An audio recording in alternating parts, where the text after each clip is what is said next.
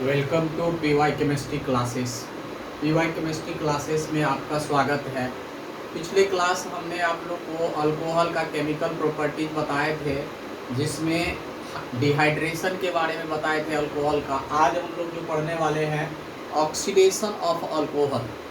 Oxidation of alcohol में हम लोग डिहाइड्रोजिनेशन भी कहते हैं। Dehydrogenation means loss of hydrogen, यानी अल्कोहल से हाइड्रोजन का लॉस होना।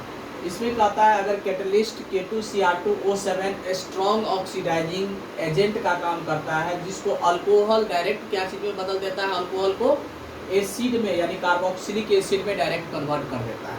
जैसे यहाँ देखिए अल्कोहल है, यहाँ का हाइड्रोजन रिमूव हो करके ये ऑक्सीजन यहाँ पर बैंड हो जाता है, जिससे RCOOH यानी कार्बोक्सिलिक एसिड का फॉर्मेशन करता है।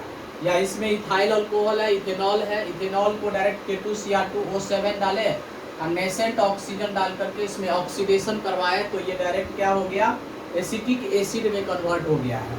अब इसके बाद देखिए इसमें क्या कह रहा है कि अगर इन प्रेजेंस ऑफ CrO3 या PCC का फुल फॉर्म होता है पिरिडीनियम क्लोरोक्रोमेट, अगर इसके प्रेजेंस में अगर हम लोग क्या करते हैं डिहाइड्रोजिनेशन करते हैं तो प्राइमरी अल्कोहल जो होता है वो एल्डिहाइड में बदलता है और सेकेंडरी अल्कोहल जो होता है वो कीटोन में कन्वर्ट कर देता है।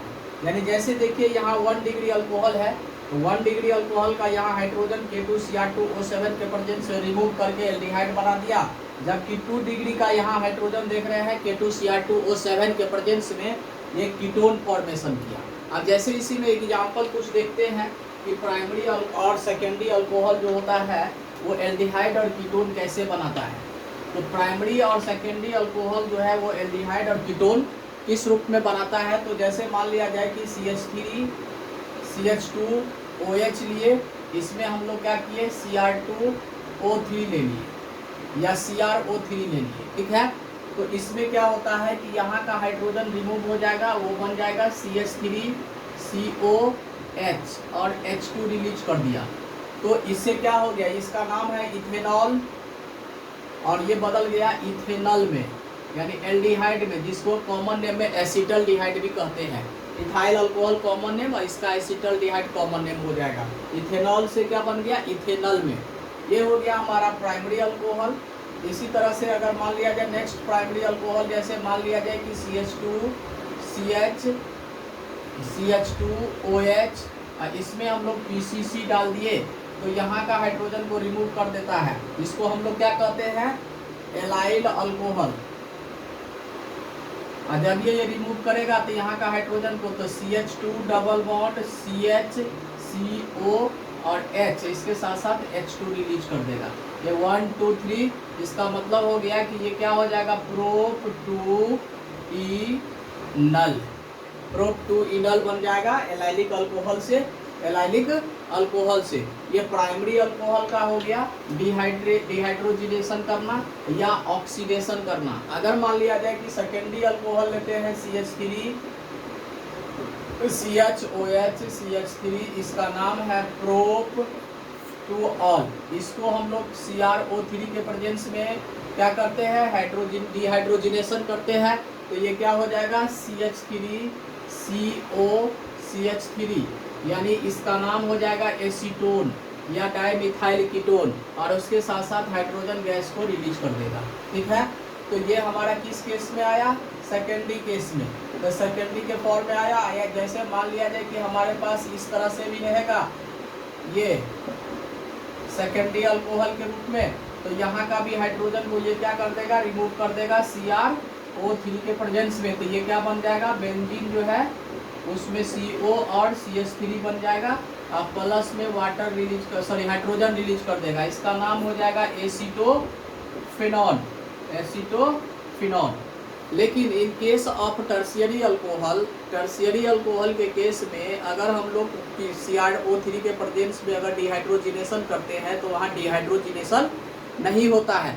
क्यों, क्योंकि उसमें सेंटर हाइड्रोजन जो है वो एब्सेंट रहता है। तो उसके लिए हम लोग क्या करते हैं, डायरेक्ट हीट करके डायरेक्ट कॉपर के प्रेजेंस में हीट कर देते हैं, और कितना में, तो 573 केल्विन पर। तो प्राइमरी हो सेकेंडरी हो वो एल्डिहाइड कीटोन बनाएगा, लेकिन टर्शियरी जो है वो एल्कीन बना देगा। तो इसका कहना है कि नेक्स्ट एग्जांपल अगर मान लिया जाए कि हमारे पास ये प्राइमरी अल्कोहल है